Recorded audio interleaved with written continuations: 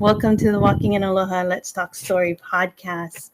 We are here today with Rachel, and I'm going to let you say your last name. I know you told me how to say it, but It is an unusual one. It's Sietzema.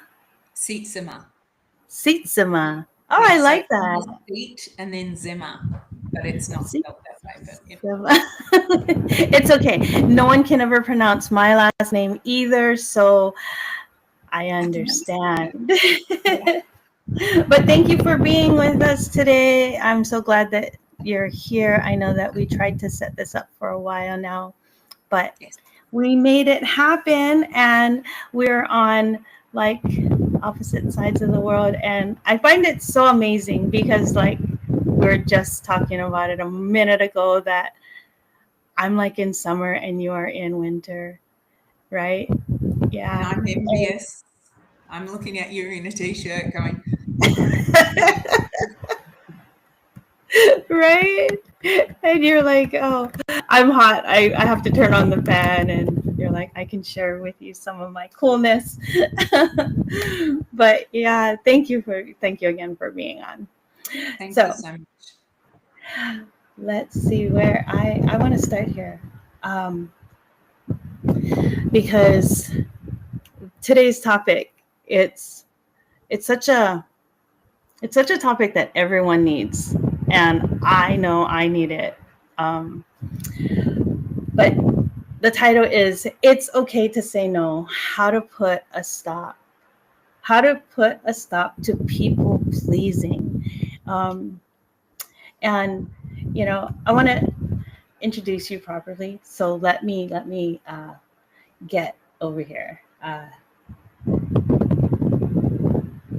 I am lost. Just before we got on, right? My computer switched over, right? And I had to switch computers. It was just so crazy. It was the craziest thing. I had to switch computers over, and I have my questions, but I don't have the introduction. It's interesting because this brings up that whole people pleasing. Yes. I will talk because yes, you go ahead and talk. It's really interesting because this is a classic. I'm watching you cope with this and thinking there's a degree to which I can see you've done work on people pleasing because the more we're trapped in that state, it paralyzes us when we're in a state of fear. So right now, many people, I think included, would panic a little bit when things don't work, when the computer breaks down or you can't find your notes. Those things can make us be destructive on ourselves and stop being able to function. And big part of that comes from wanting to please. Don't want to let down your listeners. Don't want to let down this time, your guest, whatever.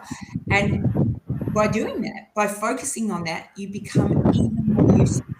Whereas you just going, this has happened, I've just got to deal with it, and I've just got to do the best that I can, allows you to stay present as opposed to running. What are they thinking? How do I need to be? What do I need to? I've got to make it right by everyone. You've just got to do what you can do. Right. And, I realize that because I have lived a whole lot of that people pleasing. And you can't, like we just talked about, it's going to happen. It's going to happen. You're going to get to that point where you're like, oh my gosh, I have to do this. Well, you really don't. you really don't. But it's going to happen. And like now, there's nothing I can do. It happened and it happened. And I'm looking at my notes right now and I'm like, okay, really, I can't find it.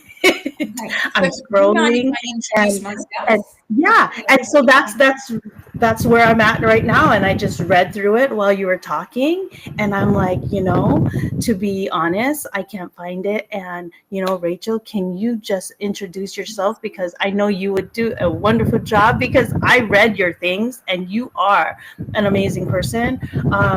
and you have a lot, and I don't want to have to try to guess at it, right? So I'm going to let you introduce yourself. So I am a mindset coach, and I've been doing this for about, I think I'm in my 7th year. But to be honest, this is who I am. I've just always loved to understand people and support people. But as the years have gone on, it's become evident that the people that come to me have issues with people pleasing. And why would that be, Michelle? That would be because I had issues with people pleasing. I was the queen of people pleasing.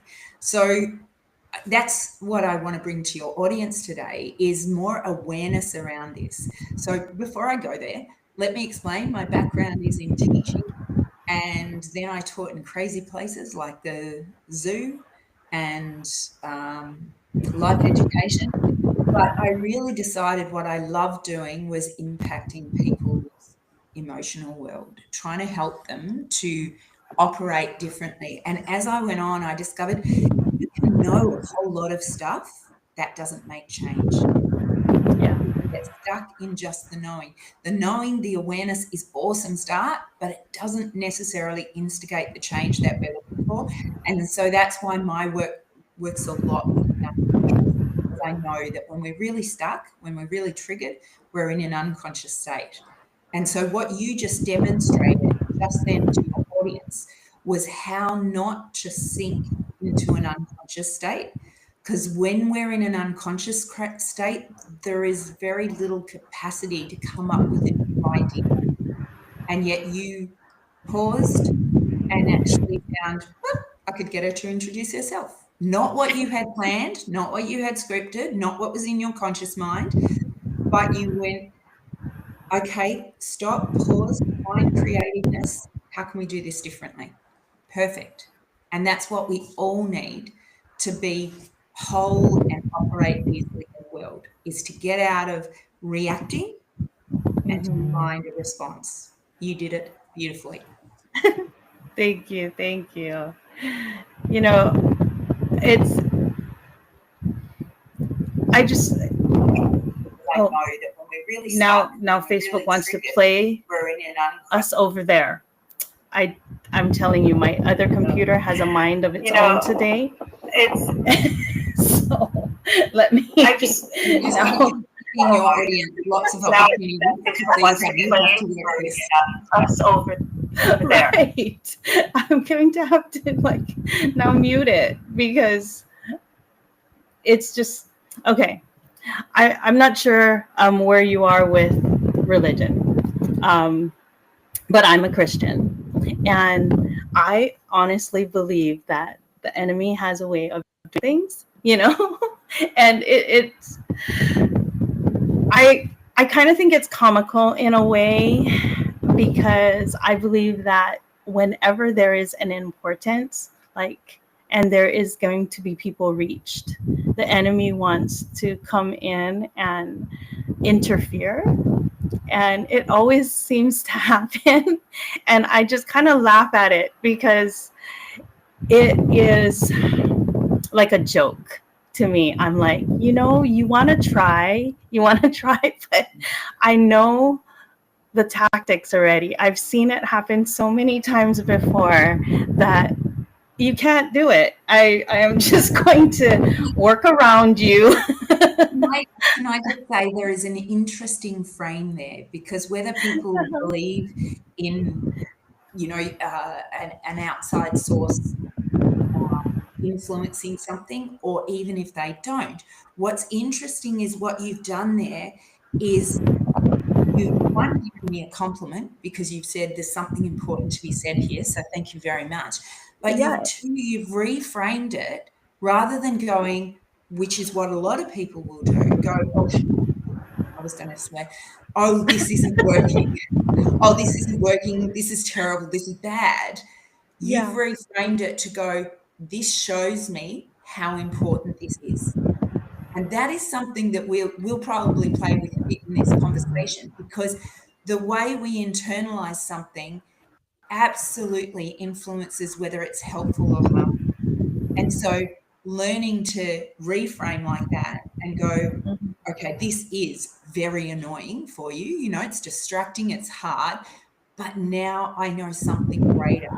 This needs to happen is a much more helpful stance that you have than just getting lost in, it's not working. Yes, because there is just too many times where people get caught up in that. They get caught up in the fact that things are not working. They get caught up in the fact of, oh my goodness, what can I do to change this? And they pull away from what is true and what is important, Yeah. right? And they're stuck in this area of, oh my gosh, I need to fix this, I need to do this, and then it's lost. The important part is lost. And you're like, wait, hold a moment. Why don't you just get back to where God needs you to be? Get back to where the enemy is trying to pull you away from, and let people hear what needs to be heard, Absolutely. because that is where the enemy's trying to get you away from. And so I'm like, no, there is something that needs to be heard. There is somebody that needs to hear this message right now. And whether it's going to be live on Facebook right now or posted later, it's going to be done. And no matter what he tries to do, it's going to be done.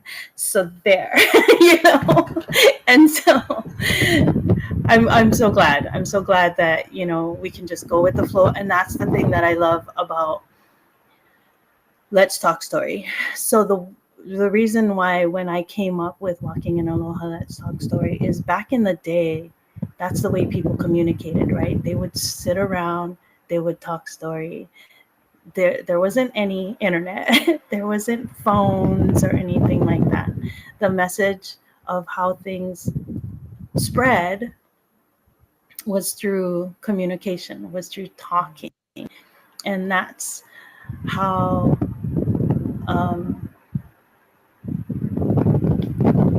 people's lives, like, they were what we do as coaches. That's how it happened, right? You would tell one person and they would tell another, and that's how healing happened, And I right? love that ripple effect, what you Yeah. just said. I love that one person, well, hopefully will be many people who hear this, but that Mm-hmm. one person that hears something then ripples it out to those around them. And Yeah. that's why these conversations are so important. The conversation we have is just one of hopefully many conversations that come from this for people to learn to reframe and see something differently in their lives to support them. Yes, exactly. So, are you So, okay if I give your audience a little bit of a glimpse into people pleasing and what it looks like? Because oh yeah, definitely. I know that commonly people know of someone who's a people pleaser. That's really easy. Like, oh yeah, I know someone who's a people pleaser, but they don't always recognize that they are people pleasing. And so I Mm-hmm. thought it might be interesting to go through the different qualities of people pleasing as a beautiful author, Emma Reed Terrell. She wrote a book called Please Yourself, and it's just a fabulous book of about the different types of people pleasers and just getting behind it. But I wanted to give you her description because I just think it's really profound. So she talks about classic people pleasers, and they're the people who take a lot of pride in being helpful and thoughtful and accommodating. They gain their identity from being appreciated. It's almost a bit of a fix. I would say it's a fix for Mm-hmm. three of these categories. I know this is a harsh thing to say, but it's a bit like taking a drug, or our addiction, because it actually makes us feel good when we support others, right? So that's the classic people pleaser, and they're really good at hosting parties or really effective at work. They just know how to get approval of others. But then there's the shadow people pleasers, and those are the people that actually often grew up in around a dominant or emotionally demanding figure, but they stay in the background. They're very good at boosting other people's egos, but not so good at demanding any of their own needs or seeking out their own needs to be met. And they tend to be supporters of others, which sounds really nice, but it means that they're often not getting to their goals. So a lot of people in business, for example, may be this, and then they wonder why they find it hard to set up a business. That's because they can never prioritize their stuff over everyone else's. It's not because they don't have the skill.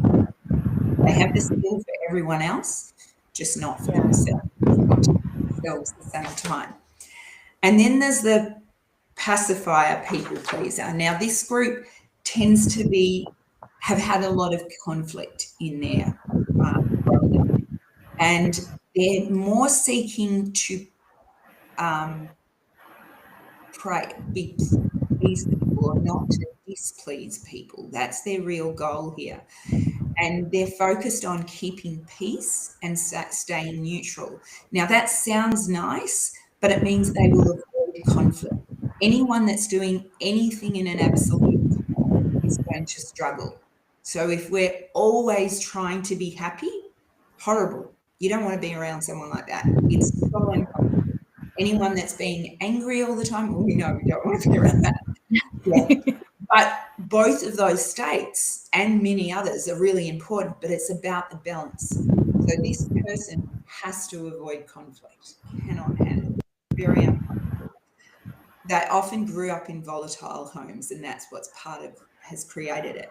And then there's the unexpected people pleaser. And this is what I really wanted to tell your listeners about, because this is the one that often gets overlooked. And it's called the resistor people pleaser. And this group of people, they push people away because they're trying to avoid not pleasing people. But that makes them look like they're not a people pleaser, but they just won't get involved. So they won't come to the party because they don't know how to act and they don't want to upset anyone, or they won't be involved in that work effort, not because they don't want to do it, but because they don't want to fail in it and displease someone. So they look literally like the opposite of a people pleaser, but that's still the origin is the same. So I hope that gives your listeners a chance maybe to see where parts of them are doing this, because I don't want them to think either that they are just this. This is an element of them that might be out of perspective, but it's not saying this is the sum total of who they are. This is just an aspect, but it's an aspect that when it's out of control is debilitating to live with. And so that's why we're addressing it today. Yes, that is so true. So, I caught myself in that. I try not to, because like I said, I lived a long time in that people pleasing, and it was, like you said, it is debilitating. I was in a domestic violence relationship and living with a narcissist. You are constantly trying to please. Absolutely. Because you're like, I don't know what I did wrong. You're like, I don't know what I did wrong. So maybe if I did this, it would be okay, And so it did. It became constant trying to please. And it was hard. And so I became more aware of that and became more aware of how I was living. And so now I find myself acutely aware. Walking in Aloha, it's affirmations and actions, leadership and love, overcoming obstacles, health and healing, and acute awareness. And that part is where I look at, right? Acute awareness. But I found myself, at least I was aware that I caught myself being that people pleaser. And I went to work and I was talking to one of my coworkers and I'm like, oh my gosh, I'm going to do this podcast and it's on people pleasing and it's okay to say no. And I found myself not okay with saying no, you know, and I was like, yeah, but you're a human being and it's going to come up. And so I think one thing that we need to understand and address is that, yeah, we're human and it's going to come up, but the important part of it is being aware, and recognizing the fact that you don't want to be a doormat, right? That's the thing. You don't want to be a doormat. You don't want to be that person that's constantly people pleasing, but you do want to be aware when it does come up. And I think too, it's recognizing whenever we see these shadow sides of ourselves, these parts of ourselves that we don't particularly like, it's so important that we don't dismiss that they all have a place, and that part of you that can fall into people pleasing and that had a history in people pleasing actually came about for a very good reason. It was protecting you, that in that phase of your life was the best strategy you could come up with to keep yourself safe. And that is true for most of us. Most people pleasing behavior starts very early on in our lives. We learn, we're not noticed as a child. We might be a middle child, and for whatever reason, there's not enough time and people don't seem to give us the attention. We learn to people please because we learn that that gets us the attention we need. We get noticed, yeah? And in your case, and in many people's case, in my case, there's a lot of trauma that's created that. But I wanted to say it doesn't have to be that level of trauma for that strategy to be created, and then that restriction that it creates in our life. Because when you're not free to choose who you give to and who you don't, you said it beautifully, you become a doormat.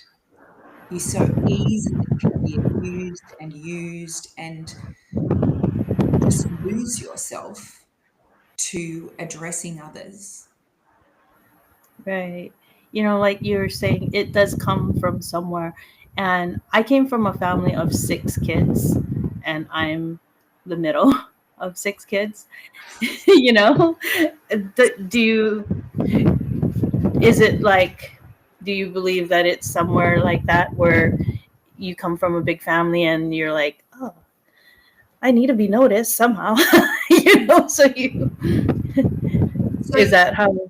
that's one of the elements that it can be. And I wanted to say that because for some it's the violence. For some people it's that literally their dads are drunk every night, and the best way to not trigger his anger is to, or their mums, let's face it can go either way, is to just placate, make them happy, do whatever they say, predict that they're not going to have made the meal, so you make the meal, make sure that they've got the milk in the fridge, so you do the shop. Like, you step out of being a child and you step into being an adult way too soon. And yet I wanted to say it can be as simple.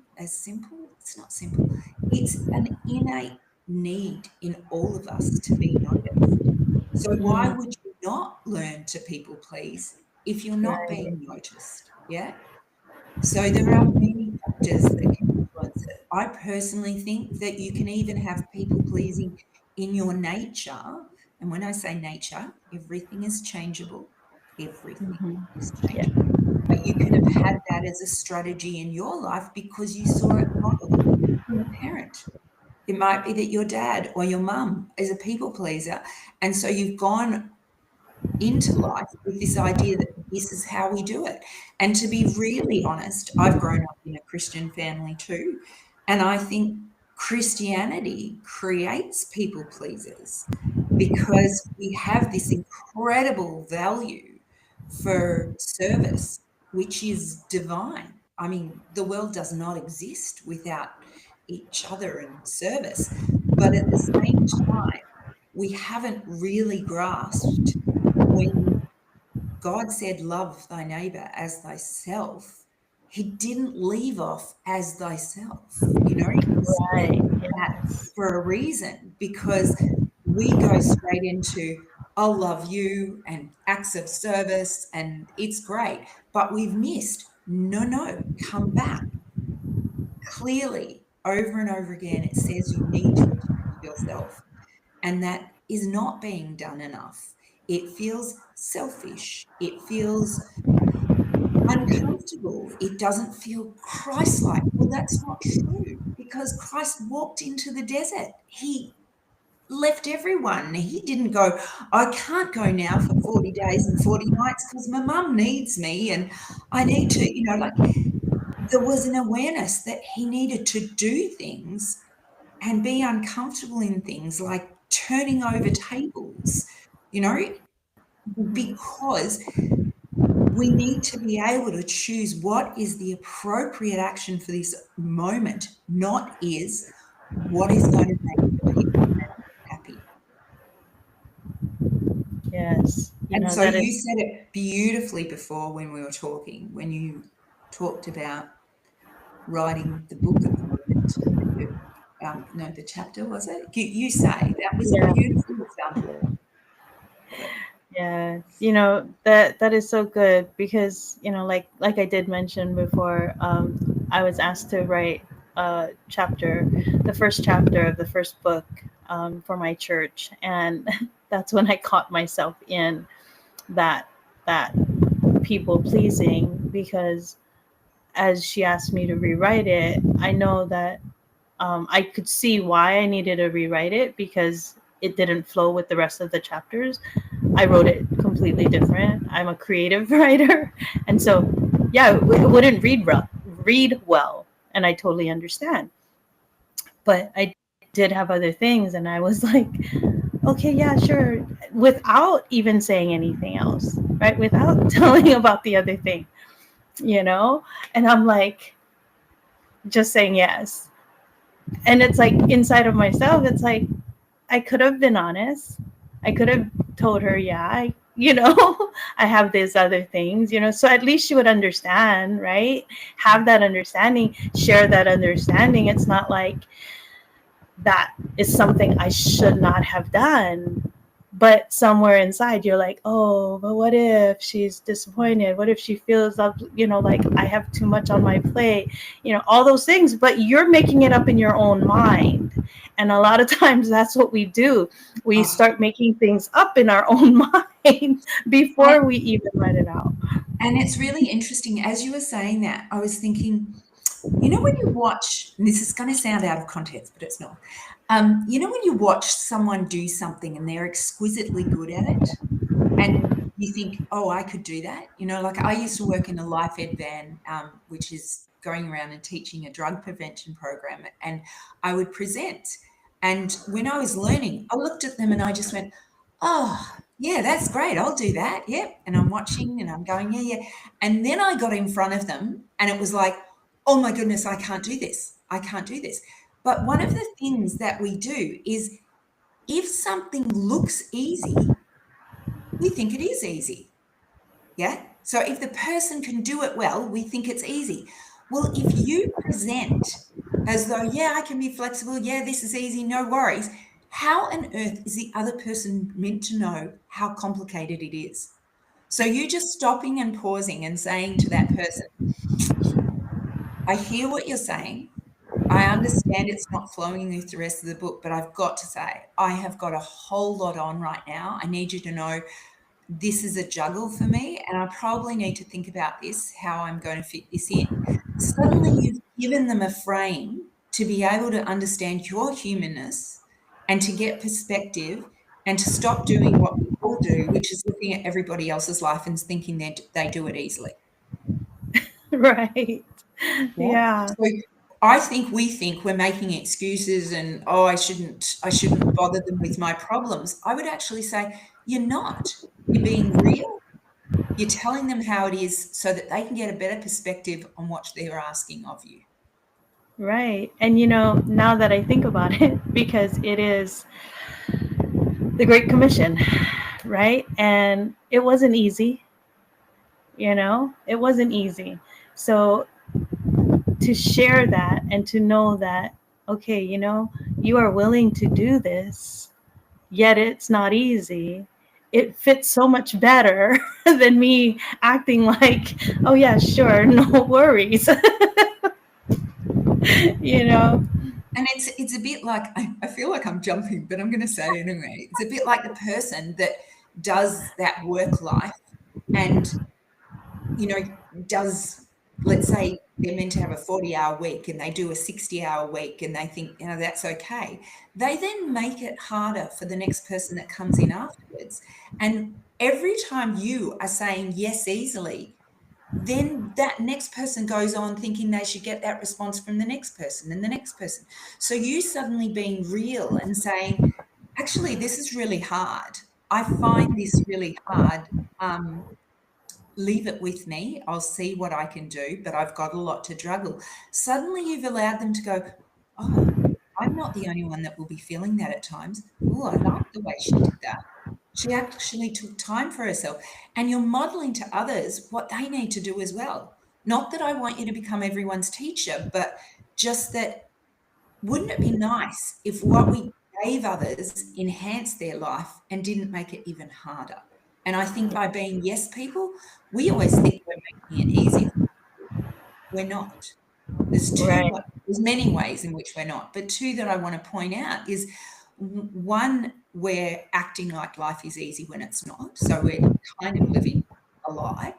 And two, we're stopping them from finding the resources in themselves or turning to another person for help or finding a creative other solution by being the rescuer, helper that we oh so love to be, because it's a lovely feeling when we help each other.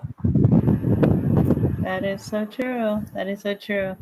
And it's like, as I think, as people and as the coaches that we are, and as the, I say, servants of God as we are, but sometimes we need to be that models, though, like, if we can just be the, there's that saying, I don't know how it goes now, but there's that saying where you want to be what what the world needs to see. You want to be that, what you want to be what the world needs to see. And so if you can model that, then, and people pick it up, not that you want to be everyone's teacher, right, but you just model it, you could make the world a better place without having to be that teacher for everyone, because you're just modeling it. So like at work, I work TSA, and TSA can get, at the airport, I'm the one that tells you to take your things out of your bag. I'm the one that, so a lot of times it's not the nicest job or anything like that. But there's so many times where people come up to me and they're like, oh my gosh, you're the first smile that I've seen.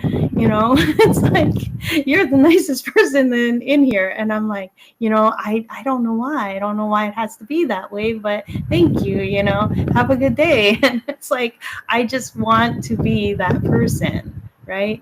You want to be that person that makes life better for someone else, even if it's just that smile, even if it's just that kind word as they pass on by, or when you're helping them with their bags. You just want to be that person, because I think life is stressful as it is. They're already stressed out getting through the airport, and sometimes you can see that having their kids getting their bags. You're like, let So me much. just help you out. Yeah, there's so much going on. And this is where we're not trying to polarize and say you need to stop people pleasing. Mm-hmm. You need to stop not having a choice around where you do it. Yeah. Yeah. So it's not about saying we just need to look out for ourselves and not at all. It's about being able to say, where am I best? Where is my energies best to invest to be able to be effective in this world? And is that always saying yes? No, not for anyone is that always saying yes. It's about being able to say no.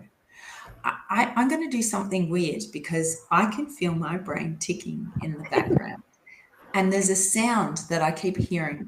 And I don't know if it's coming from the fan, and I don't know if your audience hears it, but there's a sound often coming through. And I just wondered, I needed to say it to you. One, because it's in the back of my head, but two, because it may make the listener's experience better if we work out what that background sound is. Okay. Can you hear it, Michelle?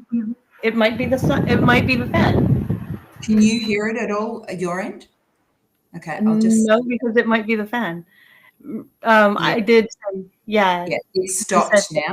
It stopped now. So it just meant that they were hearing a lot of extra sound. So that means we're probably going to fry you if we don't have that sound. So yeah, like I was saying earlier, I'm in Hawaii, so it is hot, and I forgot who said it, but I know my pastor said it. A lot of people start in their garage, and well, this is my garage, and I used to do my podcast inside the house, but I live downstairs. My in-laws live upstairs, and the stairs, I still could hear a lot of what was going on upstairs, and I could not stop the sound from the stairwell. Right? It's not like there's a doorway, so Yeah. right. So there was no way for me to stop the sound that was coming from the stairway. So I was like, how do I do that? And so I told my husband, I said, I'm going to create a studio in the garage. And he's like, what do you mean? I said, okay, so from now on, you're going to park the car outside. So our car literally parks outside, and this is where I am. But because it is the garage, in order for me not, so much hotter. Yes, and because I don't want the outside sound, the garage door stays down. And so I need to run the fan. And so that's why the fan was running. Can I just say, Michelle, it reminds me of Brené Brown. I don't know if your listeners know Brené Brown. Yes, I know. Fantastic podcaster and just researcher. And she does the best work on vulnerability. But what reminded me of it was I remember hearing that she started her podcast in a closet. And I just went, yeah. And this is a really good demonstration to your listeners. We often get hung up on everything having to be perfectly aligned before we start anything. And especially that is true for people pleasers, because along with people pleasing, when you have issues with people pleasing, it goes hand in hand with perfectionism, procrastination, indecisiveness. And so it's really helpful to realize, right, part of letting go of people pleasing is also letting go of perfectionism, which allows you to get things started. Because some of your listeners out there will be struggling to get something started. They've had a great idea. They've had it sitting there for years, and they're now starting to convince themselves that it's never going to happen. And I would like to say to them, that is not true. It is about learning to say no so that they can find time for themselves. And also, I love this quote. I don't know who it's by. I think it's an unknown one, but it's anything worth doing is worth doing badly first. And you just go, what? Anything worth doing is worth doing badly first. And it's true. You think about any person that's ever learned to ride a bike, they did not do it well the first time they got on. But by doing it, they became really good at it. Most of us do, yeah? And that's true for anything that we do. And yet what we tend to do, and I've been guilty of this, I've looked at Brené Brown and thought, oh, I'm nowhere near what she is. I will never be able to be that. And if that then stops me from having a go, it's such a waste of a life. It's so much better to go, I'll just do it and I'll get better at it by doing it. Yes. Yes, exactly. You know, when when walking in Aloha, 5 steps to living your God potential life was presented to me, and it was like in a dream. I was told to write a book, and I was like, how do I write a book? I don't even know how to write a book. I've never written a book. And I was like, I don't know if I am qualified to write a book, or Worthy? yeah, worthy to write a book, that kind of thing. And so many people was like telling me, oh, when I shared my testimony, that I should write a book. And I was like, nah, and I literally was woken up from a dream, and it was so clear that I was supposed to write this book that I had to pray. And I asked God, I said, Lord, if you need me to write this book, then you need to help me, because I don't know how to write a book. And that's when he said, I gave you everything in Aloha. And I was like, what does that mean? And so I started writing what he did in my life to get me through. And that's where I found that as I wrote it down, it was Aloha, the affirmations that I was writing down and the actions that I had to take, leading my own self out of that domestic violence, learning to love myself, overcoming the obstacles, the health and the healing that I had to go through, and then the acute awareness. And it came out to be ALOHA. And I was like, wow, I was like, wow, that is so good, and you don't know what you don't know. And if you keep saying, oh, I don't have it, I don't, I have to wait till I got all this experience, I have to wait till no, you just start, you start in your garage, you start with a prayer, you start with scratch paper, you start. And I think that's one of the fallacies in most people's minds is they look at everybody else thinking that they're starting with a level of confidence, thinking that they've got it together. And yet most people, when they start a new job of any description, they feel like a fraud. And as Yeah. they work themselves into it, they start to believe it. And I think I love the line of fake it until you believe it, because you're putting your shoulders back, you're pretending that you're meant to be here and adequate to be here and informed enough and whatever. But by doing that, by presenting yourself each day and keeping on going, you actually build skill, and then eventually you own it. And then you realize this is exactly what I'm meant to be doing. So Right, yeah, because not everyone starts somewhere, and that's one thing that I had to tell myself, is that everyone starts somewhere.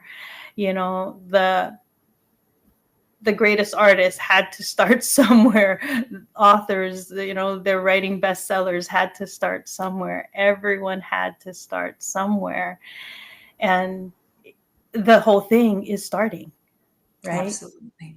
And if you continue to think about what other people think, because your mind is stuck on that people pleasing. And if you keep on thinking like, oh, well, what will they say? What will they think about me? What will they, you'll never get anywhere, because you're going to be stuck in that mindset of, what what are they going to say? But you're making it up in your mind. It didn't happen yet, And So, what we forget is that background script that we have in our head actually takes so much energy.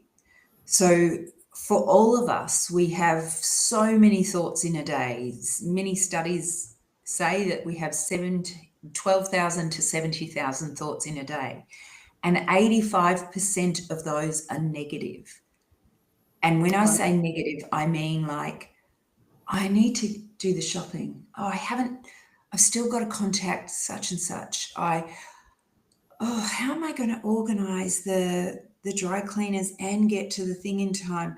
Oh, what are we having for dinner tonight? All of those thoughts that we do have a lot of weight and take up space in our head. And the amazing thing is, most of the thoughts that we're having are the same as the day before. 95% of them are the same.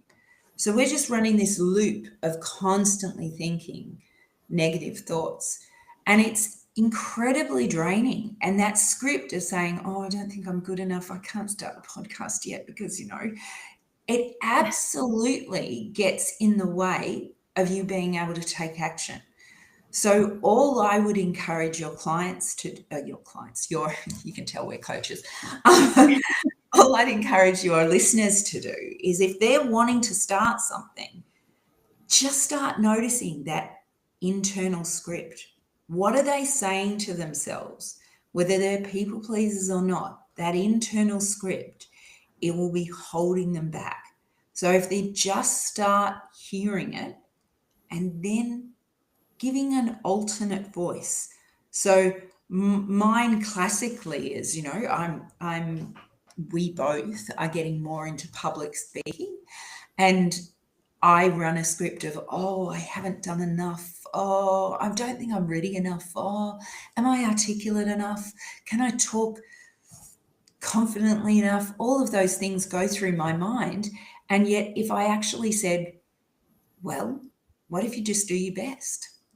What if you just think of this as another trial run? What if you just give it a go? What if you remember the time that you did the last podcast and that went really well? Entirely different energy for me than going, can I do this? Am I good enough? I think I'll wait until I'm a bit better before I start. Yeah. And that's true no matter whether it's podcasting or whether it's finding a new job or whether it's learning how to sew. It can be anything. We all run that negative, or we all can run that negative script, and we need to change that. Yeah. And it's like with anything, it's that first time. Yeah, it's going to be hard. That first time. It's going to be, like, how do I do it? And then you're like, oh, wait, that wasn't so bad. And then you're like, wait, I know how to do that. And it'll get better and better. I forgot who said it, but they were saying, and you were talking about speaking.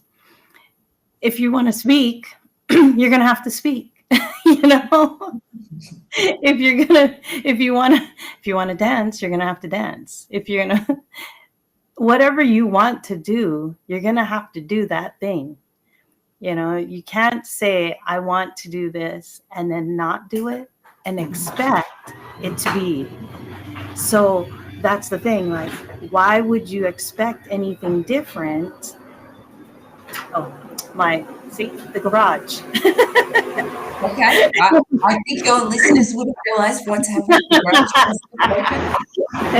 But, it's like, you have to do the thing. You cannot expect to want to do something and not. So if you want to start a podcast and then you say, oh, I don't have the equipment. No, you do. You have your phone, everybody has a smartphone nowadays. So you can start a podcast and, just keep making those excuses of why you can't, then you won't. Exactly. Right? I love Henry Ford's. If you think you can, if you think you can't, you're right. You're right. And it's so true. We spend a whole lot of time convincing ourselves of how we can't do something rather than believing that we can. Yes. And finding the ways to make it happen.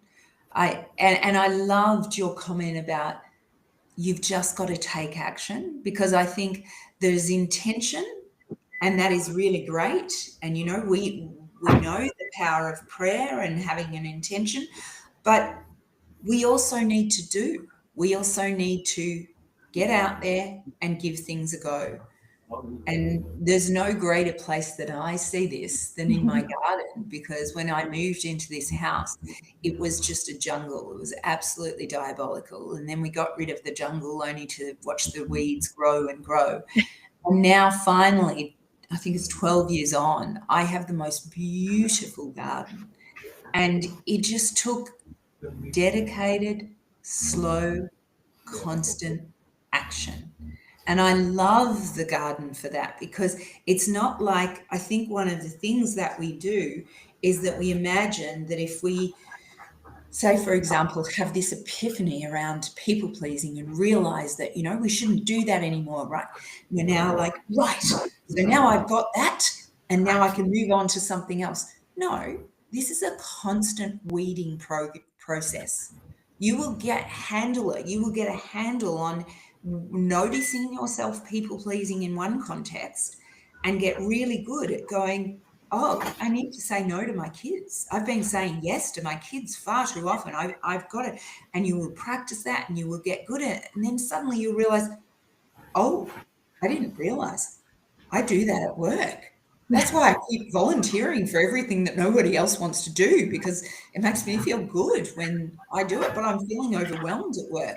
So we now learn, oh, I've got to keep weeding every day, a little bit every day, to actually make that huge transformation to a beautiful garden. Except, like with every garden, I've got to keep going. It's not like I've landed and I've got the garden of all gardens. I've only got the garden of gardens if I keep gardening.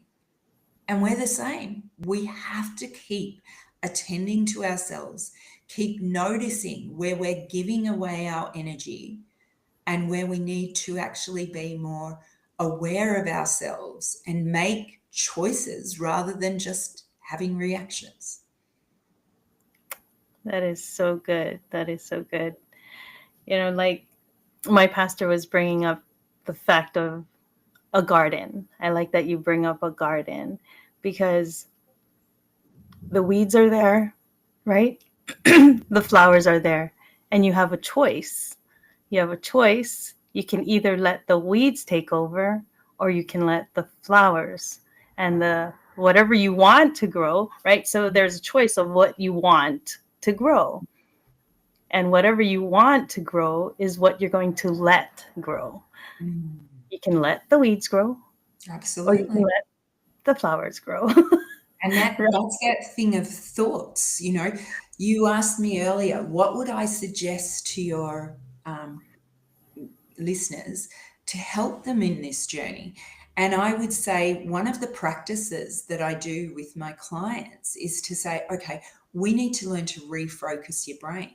Your brain is so switched in to knowing what's wrong, to noticing what's wrong. It's not learning to give credit to what's going well. And what we look at, we notice. Now, if your audience thinks back to the time that they had bought a car, they will notice that when they bought that car, whatever car it was, or whatever jumper, or whatever the thing was, suddenly they saw more of that out there. So they will notice that same color or that same make, model of the car out there everywhere, and be going, oh, so many. There is the same amount on the road as there was the day before they bought the car. The difference is their attention has changed. And so what we've got to learn to do is change our attention and actually give attention to the things that are good, to the things that are life-giving, rather than constantly going, I'm not enough of this, I'm not enough of that, I feel inadequate in this way, I can't do that, I'm afraid of that. And that's where we're looking. So that's what we're seeing. Whereas if we start going, well, I did that bit well. I like how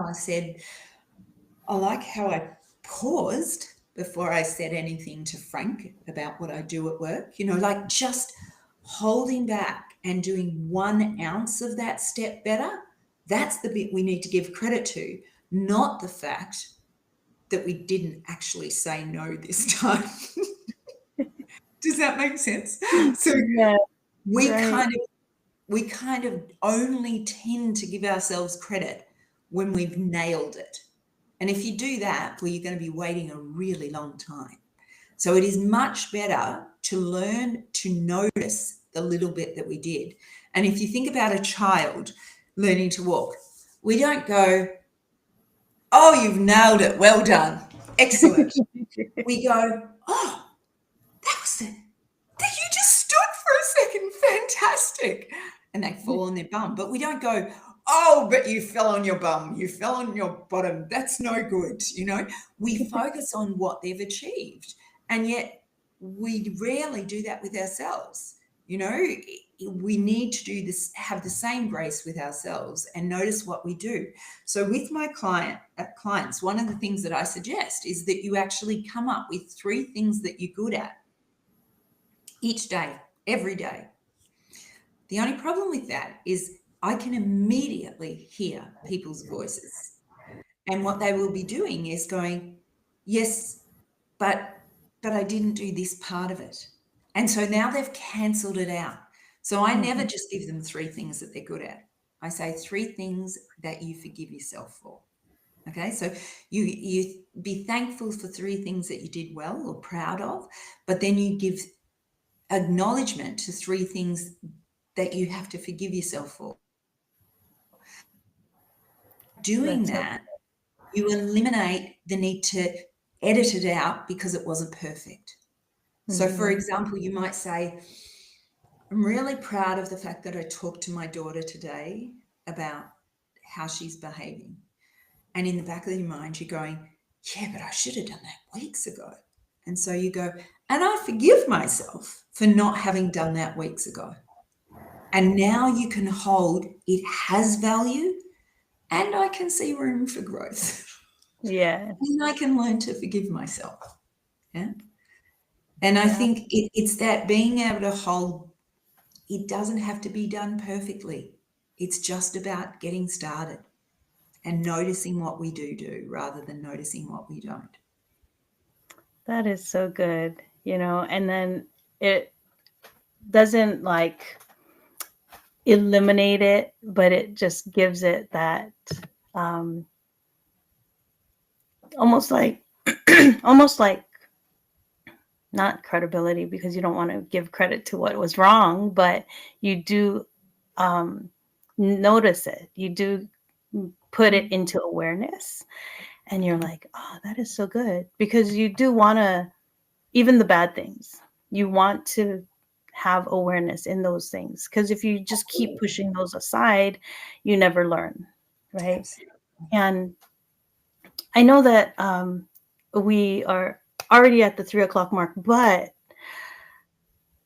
would you mind staying on for a little bit longer and then going over those questions that I sent? Because I know that it's such a good thing. I have tried to actually answer some of those along the way, but yes, absolutely, I've got time to answer Yeah, more. that'll be great.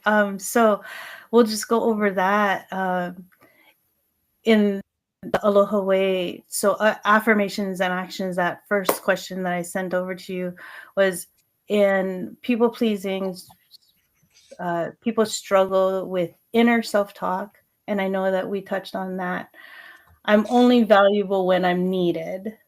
What are some powerful affirmations or daily actions that you recommend?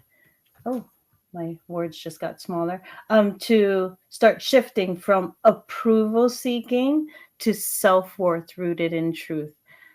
So I want to say to that, I want to go back a step, because the affirmations, you need to first understand how your mind works, and we've covered that. We've talked about the negative self-talk, but one of the things, and then we've talked about this gratitude, being aware of what you need to be thankful for and not dismissing it just because it's not perfect.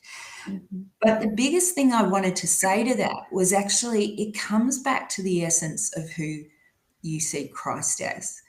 And when you talk about, we often see ourselves as what we do, but God never saw that.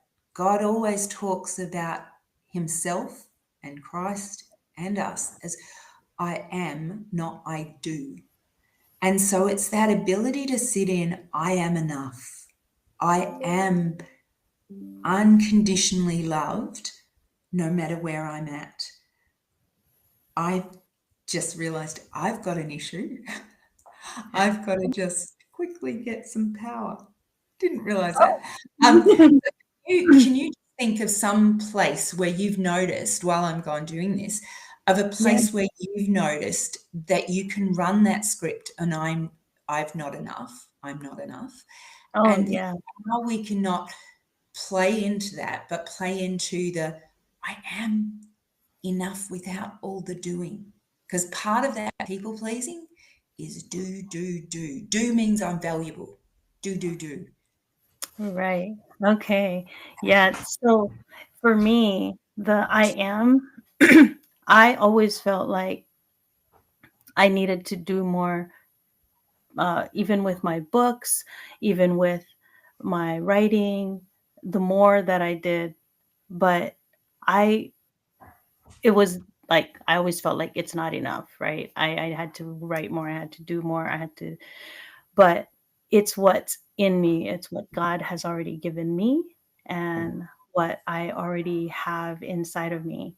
And I am who God created me to be. I am a child of God. And I believe now that that is enough because I was created by the creator to be a creative. And I feel now that through my healing that God has given me that, um, it's now solid in me where I'm like, you know what? I am who he created me to be. And I have what it takes to be who he created me to be. I don't have to wait on anyone else. I don't have to get approval from anyone else. You know, that is so And key. so using that as a mantra is actually quite a good way to be.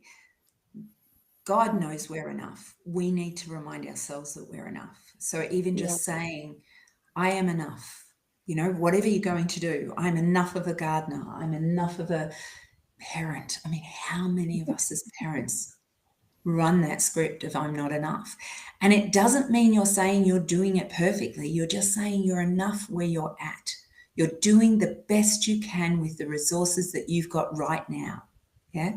So, yeah, that would be one of the scripts that I would say to your audience is to just use the words I am enough that over is and over great. when they're addressing something, when they're starting a new challenge.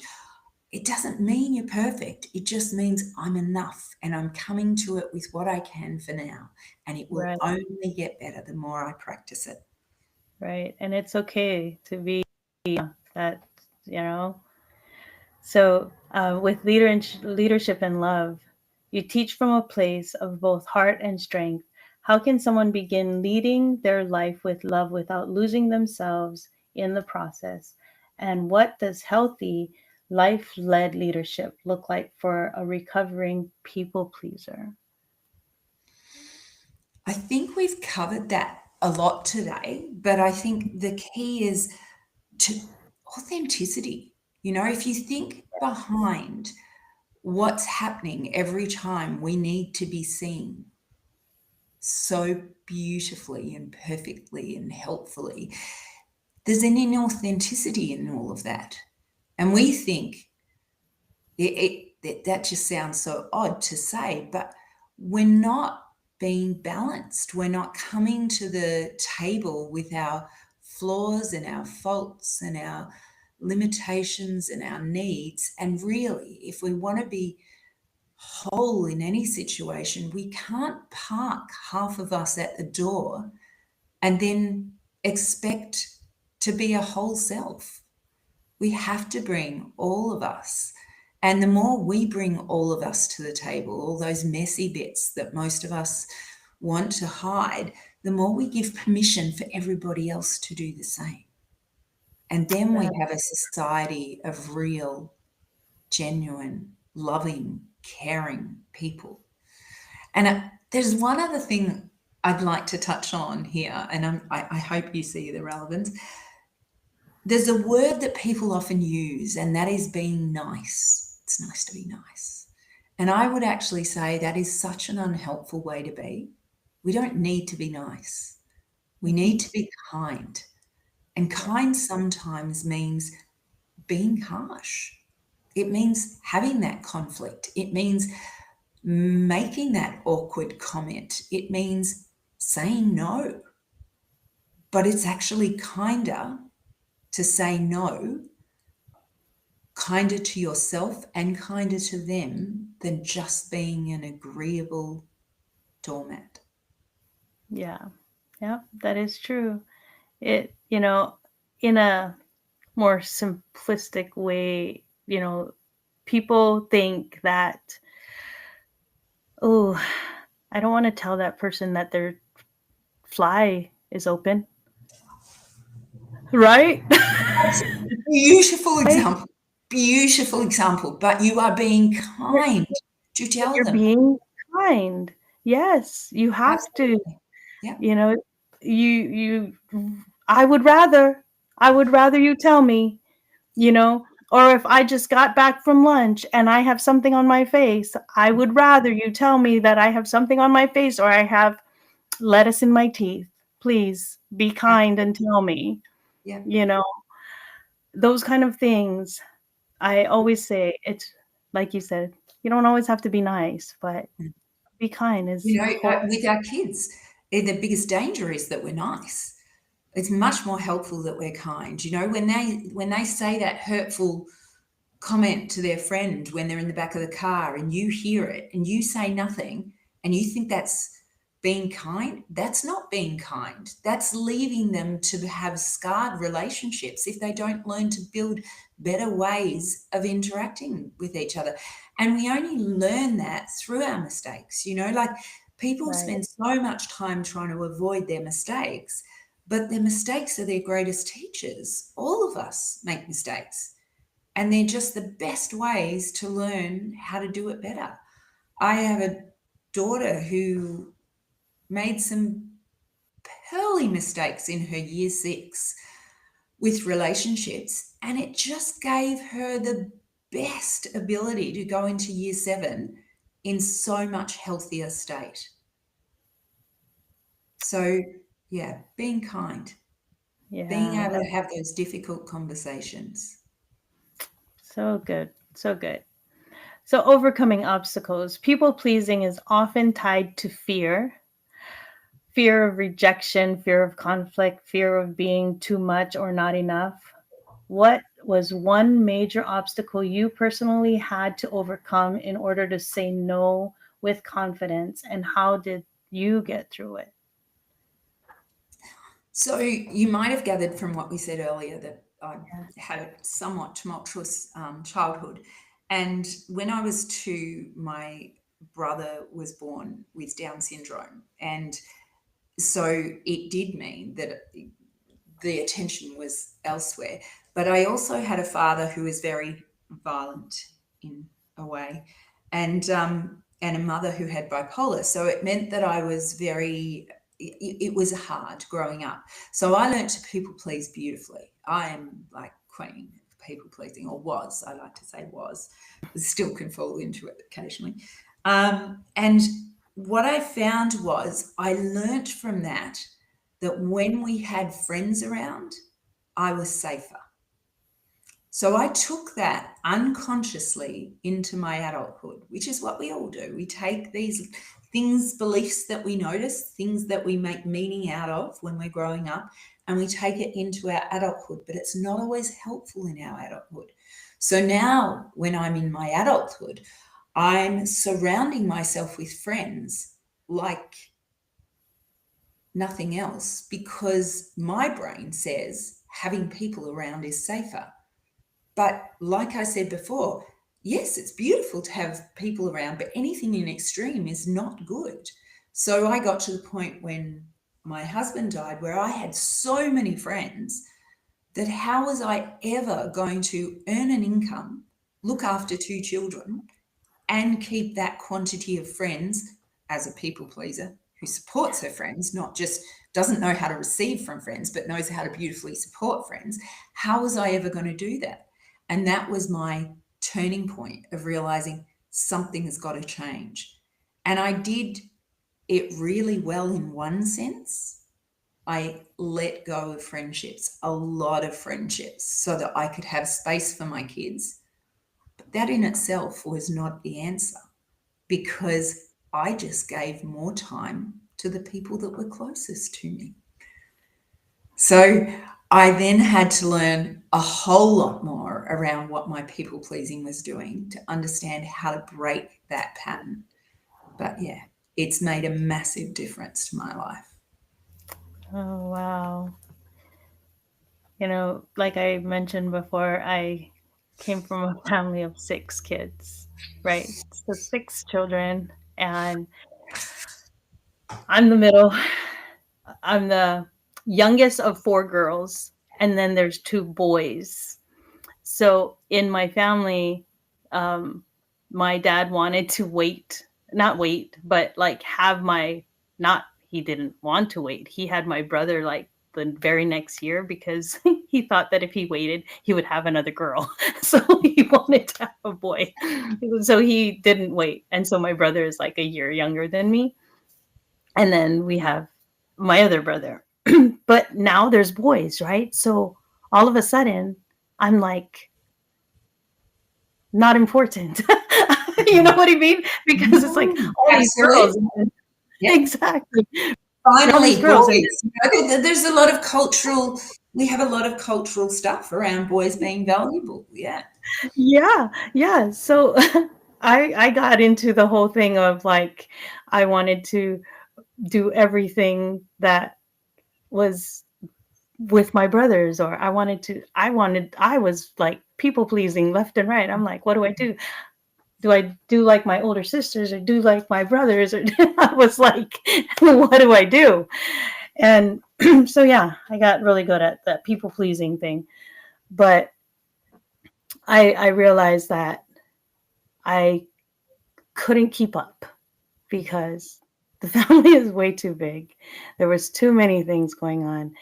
And I just found a lot of I guess like I kind of pulled myself away, and I found a lot of me in my reading. I created my own little world in Mm, reading, right? So instead of, absolutely.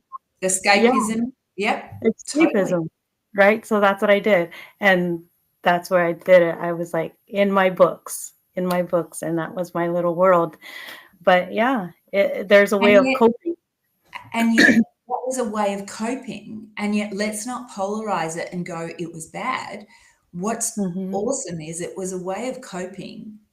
And now it's actually getting to thread through your life differently. So Hmm. you are the writer because you were the reader. You know, that will have spurred you to wanting to have an influential voice in your writing, will have been that retreat to books and knowing how much they provided safety for you. It gives you a value base to say, it is worth me writing a book. Hmm. And Yeah, so all of us have these incredibly challenging things that happen. No one is exempt from that. It's what are we going to do with it? Does it right. help propel us towards a greater sense of ourselves and how we can impact the world, how we can share a greater message, whether that's, you know, you're from a Christian point of view of how we can let God be felt through us, or how do I impact my humanity and love people? It's always about how does it enhance that? Hmm. Like what can you take? So it is it's Genesis 50-20. What the enemy meant for evil, God will use for good, and I always use that because there's so many things in our lives that it could have turned bad, but Yes. God will use towards the good. And I So, think too, it's not to wash over that it was bad. Yeah, because I mhm, think that's one of the yeah, dangers, is just to jump in and go, oh, but it was so great because it taught me to write books. No, we need to allow ourselves the grieving and the sadness and the loss of mhm, that. It meant that you had a challenging childhood. It meant that you missed feeling that sense of being the focus and being important and being noticed. But it doesn't end at that point. That point is true, but that's not all that you've taken away from it. You've taken so much more, and your resilience, your need to be in front of people is probably partly because you weren't noticed as a kid. Yeah. So it's where most of us, our challenges are what actually steer most of us in our careers, our choices in our who we partner with, all those things. Oftentimes it's our struggle that's made us find that greater thing. yeah, that is so true. Health and healing. Chronic people pleasing can wear on our physical, emotional, and spiritual health. What are some healing practices you encourage your clients to use to restore balance, energy, and soul peace after years of overgiving? Yeah. I know. Um, I'm thinking, to me here, it's such a gradual thing. Transformation. We can have moments where it's sudden. Like people becoming Christians suddenly. Like it can be this incredibly fast thing, but a lot of the time it is a slow drip feed that makes massive change. But it's being patient to those bits and noticing the bits of change. You remember how we said earlier about noticing the cars? It's about giving credit to all the little steps that you take. And when you start doing that, you actually will find more and more momentum in how you are. So I would say that one of the biggest things that we need to learn is to actually pause, but then notice even ourselves pausing. Like, yes, I think I said it before, you still might not get the ultimate reaction. You still might go, okay, yep, I'll come to that party, even though you wanted to say yes. No, even though you wanted to say no, you say yes. But if you've created a pause where you actually gave yourself space to think that you did have an option for a second, that is further on than where you were before, which is just, I have to say yes. And by noticing that shift, you will equally find that you will start to build better capacity, so that down the line it might be 3 more party invites, and you're finally saying, you've learnt some strategies. You've gone, I need to have an excuse to get out of something. So you say, actually, I've got an appointment. And that can be absolutely true. I've got an appointment with myself because I need to just stay at home and be with myself. That is an appointment. Yeah. And so learning to be creative about how you can say it in a way that you don't have to, fold and bend and be everything to everyone else. That is so good. That is so good. In my own healing, I know I had to do that too.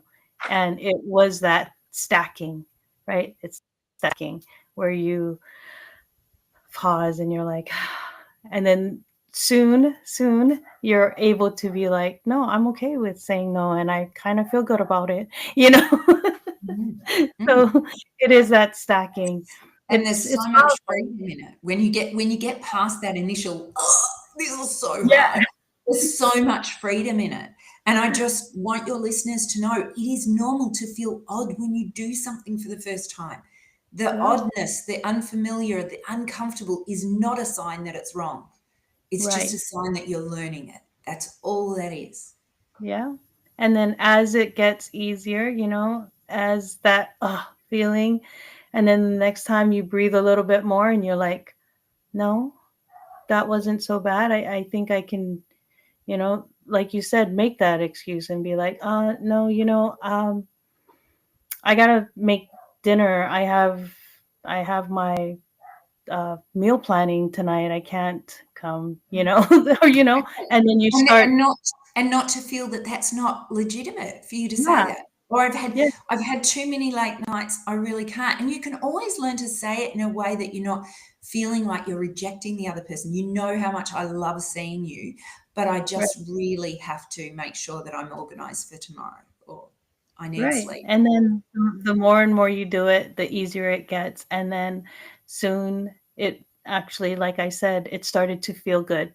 It started to feel good for me. And I was proud of saying, oh, it's Sunday. I have meal planning. I can't, or, those kind of things. It actually did feel good, or it felt really good for me to say, I'm going to the beach today, and those kind of freedom, that freedom of saying, no, I actually, it's a nice day. I'm actually going to the beach today. And then turn it around and say, you want to come? You know? Mm, beautiful. Yeah. And it just flipped for me. So the acute awareness, and that is where, like those kind of things where I did find it for myself, that awareness. But so much of breaking free from people pleasing comes down to awareness, recognizing patterns, pausing before reacting, and listening to what the Holy Spirit is saying. What's one moment of awareness that changed everything for you? I think in setting up my business as a therapist, it was soon after my husband died. And I really had to change, or it was never going to happen. I think I implied that before. It's really easy to make other people's projects happen, but to make mine happen meant that I had to actually prioritize myself. And I realized God had given me this incredible gift. And here I was constantly going, but helping somebody else is more important. And just going, no, I've got to use my gift. My gift is working with people. My gift is to have this message heard. And so for me, that was a real wake up call, was to go, I can always make it about others, and I will live a small life. Not a not valuable life, but just a smaller life. Whereas if I actually start to do what God's called me to do, I am going to have a far bigger impact in the world. And the thing that excites me the most is that I could help people to not take as long as I have to get out of these habits and to be free to live wholeheartedly. That to me is gold. That is gold. That is so golden, right? You know what you just said. And the fact that it happened after, like you said, your husband passing, take something and be like, okay, this may have happened, but I need to make this happen and not get stuck in, because I know when my parents passed, when my mom passed, it's hard to get away from grief, and to take that, and you're like, no, I have to make this happen. And how you said it, where enough of making other people's things happen, it's time to make yours happen. Mm. That is so good. That is so good. And I love it, because I'm in that place, or I've where I want to do that for other people. I've written my book, and the third one's on its way, and I keep hearing people say, I'll never write a book. I want to write my book, and I want to do that for them now. I want to have them write their books, because, you know, there's so many people out there that they they feel like they're not going to be able to do it, and I'm like, no, you can. Mm. Beautiful, Michelle. And Beautiful. that's what we do, right? We're there for people. And that's what your listeners can do. It doesn't matter whether it's about podcasts, books, or it's Mhm. about being something in your family that you've always wanted to be, or some new career that you've wanted, or some new challenge that you've always wanted to do but you've never had the time to do. That is what we're called to do, is to stop putting ourselves to the back and start putting ourselves forward, Right. and allowing others to do the same by being that model in the world. Right. And by putting ourselves forward, it's not selfish, but look No. what we're doing. We're actually helping others, you Mm, know? And if we don't do what we're doing, if we don't put ourselves forward, how are we able to help others? So absolutely. I just thank you so much for being here. Thank you for being on the Walking in Aloha Let's Talk Story podcast. And thank you so much for staying this extra time. So um, I will be able to post this. And what I'm going to do is we'll be breaking up the podcast into little bits. So you'll be able to have like bits and pieces of this to be posting on your social media also. Beautiful. And yeah, Can I thank just you. invite your listeners, if they do want to reach out to me, Oh, um, yes. How can they my get in touch with you? yeah, my business is You Change You. That's you, and then the word change, and then the letter U, changeyou.org.au, and or .com.au, I should say. I've got both, but .com.au is better. And if they want to reach out, they're more than welcome, and they can just do that through the website. But even the website will have just other tips and tricks that might help them to navigate this thing that we call life, that's complicated and messy and beautiful and satisfying. Yes, So yeah, thank you please so reach out much. if you'd like to, and wish you all the best, all of you. I will be putting that in the link. I'll put your website and everything when I post it, and I'll be posting it onto the different platforms, and I'll make sure to have your website and everything there also. So if they didn't catch it, it will be on, and I'll make sure to put it on everything that goes out, and also on YouTube. Um, my YouTube channel will be on there. But yeah, I I'm sorry that the Facebook thing didn't work, but that's okay. Like I said from the beginning, there was something that was important that needed to be heard, and this was it. I'm so glad everything that you said, it really, really helpful, and it will touch someone's life, and it will make a huge change. Like it says, you change you. People can't expect other people to change them, but Yeah. the decisions that they make for themselves, Yeah. they can change themselves. And thank Thank you you. very much for hosting me today, Michelle. It's lovely, and I love your work. It's great. Thank you again. Aloha. Thank you everyone for coming again on the Walking in Aloha Let's Talk Story podcast. Until next time, a hui ho.